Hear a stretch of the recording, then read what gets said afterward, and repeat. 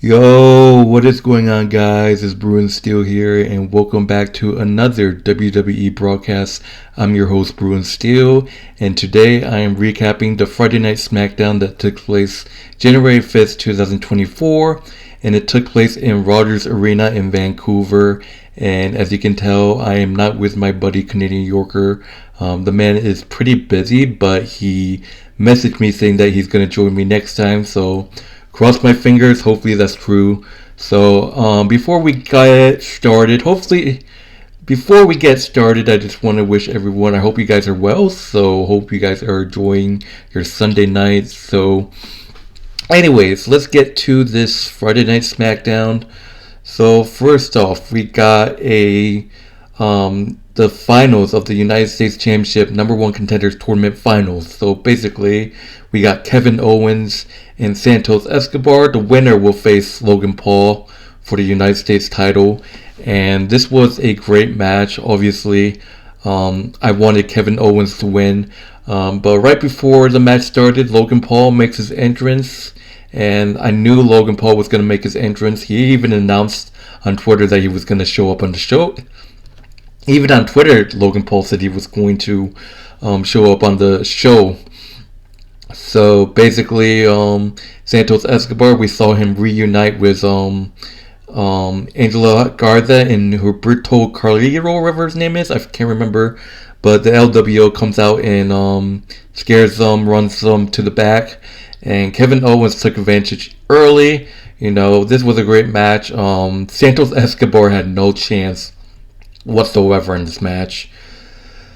Kevin Owens dominated, and Santos Escobar did hit some nice moves. You know, went back and forth, and Kevin Owens was able to hit a pop-up powerbomb into a stunner, becoming the number one contender. So there you have it, guys. Kevin Owens defeats Santos Escobar to become the number one contender to the United States Championship. And Logan Paul, you know, the trash talking, saying that the United States title should go to American instead of a Canadian. You all know that Kevin Owens was born in Canada, so it will be Logan Paul versus Kevin Owens at the Royal Rumble, and oh my god, I can't wait for that match. And come on, man, you all know what's gonna happen. Logan Paul's gonna retain. He just got the title, so. But anyways, Kevin Owens had enough of Logan Paul talking shit, so Kevin Owens blasted him with the forearm, getting him in the eye. It just takes one lucky punch, so yeah, Kevin Owens defeats Santos Escobar. Kevin Owens and Logan Paul will collide at the Royal Rumble for the United States title. I can't wait for this match. We possibly might see Grayson Waller get in excuse me. We might see Grayson Waller get involved, or Austin Theory, but Logan Paul's not losing the title. He just literally won it. So the Logan Paul's probably gonna hold on to the title like till WrestleMania. So there you have it, guys. Bobby Lashley and the Street Profits had the segment after this, moving on. And then Karrion Kross, man. Karrion Kross shows up, but Bobby Lashley officially said that he's officially entering the 2024 Royal Rumble. So that's going to be great to see. But Karrion Kross and Scarlett shows up, and AOP is finally back with Paul Ellering, and that's just going to be huge. There's a lot of factions now. Karrion Kross bringing back AOP, Authors of Pain. They attacked the Street Profits. They attacked the Street Profits from behind, and Karrion Kross was able to hit a pump handle TKO on Bobby Lashley. We have to see what happens. So welcome back, AOP. They're great. I love them. And Scarlett turns brunette, so I'm gonna miss her blonde hair. Oh my god. But anyways, moving on to the second match of the evening, we got IYO Sky defending the WWE Women's Championship against Mia Yim, one half of the OC. I don't even know if I want to say the OC because it looks like AJ Styles is not in the same terms. It's not in the same term as the OC. So, but what shocked me in this match is that Mia Yim was able to hit the Styles Clash. AJ Styles' own move to IYO Sky on the top rope, and that didn't even work. Like, holy shit, Mia Yim taking a book out of AJ's book and hitting the Styles Clash on IYO Sky, but that did not work out actually. But then IYO Sky was able to hit the knee with Mia Yim helpless in the corner of the ring. IYO Sky was able to hit the moonsault on Mia Yim to retain the WWE Women's Championship. Excuse me. What a match. IYO Sky, man, she's holding on to that title for a very long time. It seems like a lot of factions that have the titles will hold the championship for a really long time. Like Rhea Ripley, like holy shit, Rhea Ripley. I said this many times in my broadcast that Rhea Ripley is going to hold on to the World Heavyweight Championship as long as she's in Judgment Day. So same with IYO Sky. As long as she's in Damage Control, IYO Sky is gonna keep the title unless Bayley turns face or something. Bayley says she's gonna win the Royal Rumble, challenge Rhea Ripley, but I don't see her winning the World Heavyweight Championship because Rhea Ripley is that good, and plus Bayley, it didn't look good for Bayley. Obviously, Damage Control is kind of ignoring her. We have to see if Damage Control actually turns on Bayley, and since Bayley wins the championship, she might get her revenge by challenging IYO Sky at WrestleMania. So we have to see what happens. Bayley, man, she's been a face. Sorry, not face. What the hell? She's been a heel for almost so many years now, and it's time to make a change. I think that Bayley should definitely go back to face. Go back to her hugger gimmick. Back in the day. When she first started WWE, she was a face, I believe. Yeah, when she first started WWE, she was a face, and then she became a heel. When she came back from injury or whatever, and then literally she brought back Dakota Kai and IYO Sky. That's when she made Damage Control. But definitely something to see. Bayley might win the Royal Rumble. We don't know. But she's not beating Rhea Ripley. Rhea Ripley's strong. We might even see Bayley versus IYO Sky. Either Bayley turns face or it's IYO Sky and the rest of Damage Control turning on her. That's my situation. That's pretty much the situation with Bayley, I think. IYO Sky successfully retains the WWE Women's Championship against Mia Yim. Like I said, IYO Sky's unbelievable. The thing about Damage Control is I used to despise them, but now I kind of like them, but they just run too many interference. But IYO Sky actually won fair and square in this match. That's what I like to see. As long as Damage Control wins match on their own, I love the group. I absolutely love the group. My only issue with them is just interfere, and people say that, I love the Bloodline, but they interfere, but I just don't like them because they interfere a lot. IYO Sky just defended the title successfully without any help. It's mostly Bayley getting the help, Bayley helping Kairi Sane one time, or was Asuka beating Charlotte Flair? I don't know. But I don't mind Damage Control. They're a great group, but it's just they interfere too much. That's just that.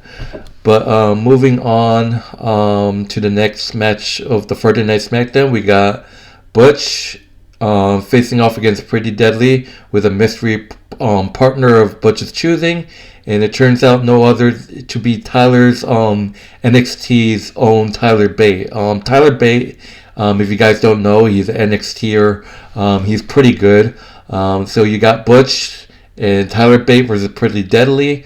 It went back and forth. Tyler Bate is an unbelievable athlete. I love his style. I watch a little bit of NXT. I don't really watch NXT, but I've seen a lot of NXT to understand who's from where. But obviously Butch went through a lot trying to find a partner. The whole situation with the Brawling Brutes with Rich with Rich Holland, whoever his name is, walking out on him, and Sheamus injured. We have to see where the Brawling Brutes stands.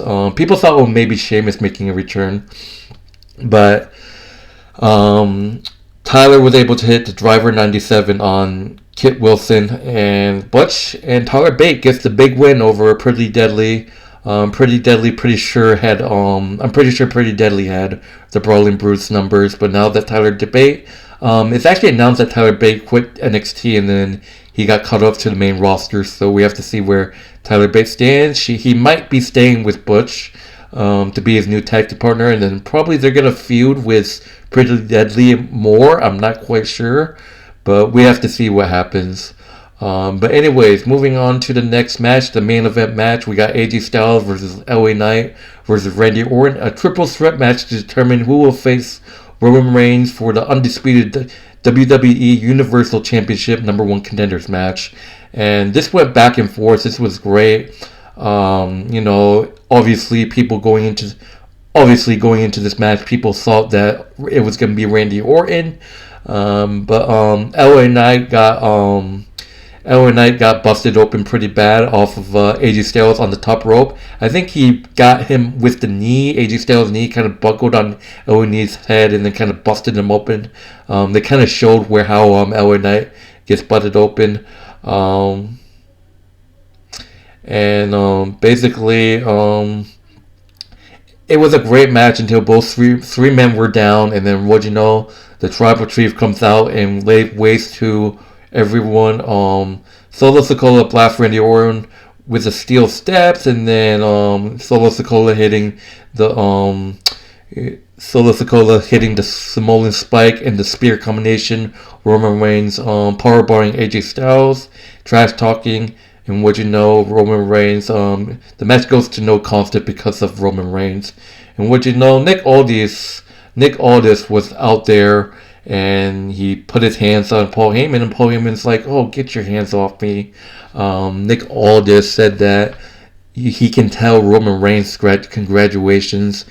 Roman's just made it a fatal 4-way match, so oh my god, it's going to be Roman Reigns, AJ Styles, LA Knight, and Randy Orton in a fatal 4-way match at the Royal Rumble, and that makes the first time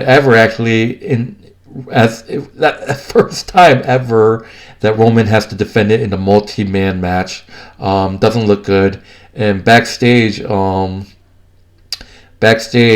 wise man had to tell Roman Reigns the news. Roman Reigns gets pissed and said that Paul Heyman needs to fix this, so we have to see what happens. But I'm definitely pumped about this match.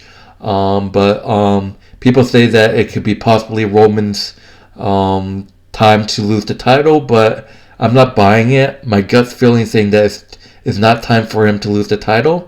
I still think Roman Reigns is going to hold on to the title until WrestleMania. Obviously, they're building up The Rock and Roman Reigns.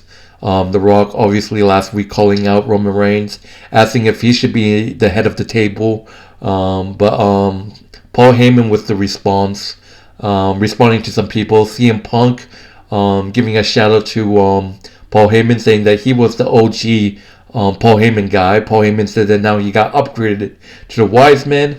And then in terms of The Rock, people say, the thing is, people are teasing The Rock versus Roman Reigns. We have to see if The Rock actually shows up and, confronts Roman Reigns. We have to see if that happens. But, obviously, the Fatal 4-Way, I still think Roman Reigns retain either way. I just still think that they're going to just have Roman hold on to the title until WrestleMania and lose the title to Cody Rhodes. Cody Rhodes trying to finish the story. Obviously, Elimination Chamber is big. Roman Reigns hasn't defended the title inside the chamber yet, which he's probably not going to do because somehow he gets away with stuff. So people most likely will say, oh, this Fatal 4-Way at Royal Rumble, go 1-on-1 with The Rock at Elimination Chamber, and then WrestleMania against Cody Rhodes. But anyways, that will do it for the Smackdown. I just want to go back to the backstage segments. Obviously, Bianca Belair has beef against Damage Control. Bianca Belair interrupts this after IYO Sky successfully defended her title against Mei Ying. Bianca Belair rolls up and said that Bayley's playing this flaw because Bianca Belair says that she's going to win the Royal Rumble, and then she's going to take the title off of IYO Sky, and tells the Damage Control Happy New Year. And there you go, Damage Control telling that Bayley needs to do all the work. That's just a sign maybe Bayley's probably going to turn face. And Beth said that Dakota Kai said that Bayley needs to take care of Bianca. But you all know Bianca owns Bayley. Like, how many times Bianca has beaten Bayley in the past? Like, too many to count. Like, that's just that. But I can't wait to see who will win the Royal Rumble. Like, holy shit. Obviously, after Lashley and the Street Profits got kicked out, they were confirmed by BFAB, who had an interest. And I said this on Twitter. I did this on to people on YouTube as well. What if, so now there's a new faction of Karen Cross, Scarlett, and AOP.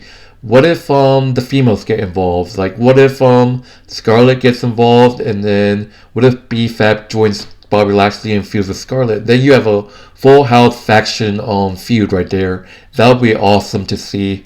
But we have to see what happens. And I believe that's it, guys. Surprisingly, this SmackDown was pretty short. But anyways, in terms of, grading, I feel I give this show I think I give this show like a B. Honestly, I kind of want more, but I'm hyped about the Logan Paul versus Kevin Owens. Logan Paul's going to successfully retain. He just won the title. Like, people say that Kevin Owens is going to win, but Logan Paul, he just won the title. There's no doubt about it. He's probably going to hold on to the title to until WrestleMania. So, but anyways, this was a great show. But anyways, thank you guys for watching. My name is Bruin Steels, your host. If you guys haven't done so, click that subscribe button and click that like button if you haven't done so. Thank you guys for watching. Be sure to check out my buddies Canadian Yorkers YouTube channel as well. You might see him next broadcast. My friend's busy working all. You guys have to understand. I got work too, but I have time in the evening to do these broadcasts.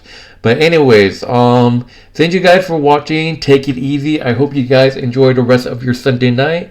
I'm Bruin Steel. Thank you guys for watching. Take it easy, guys.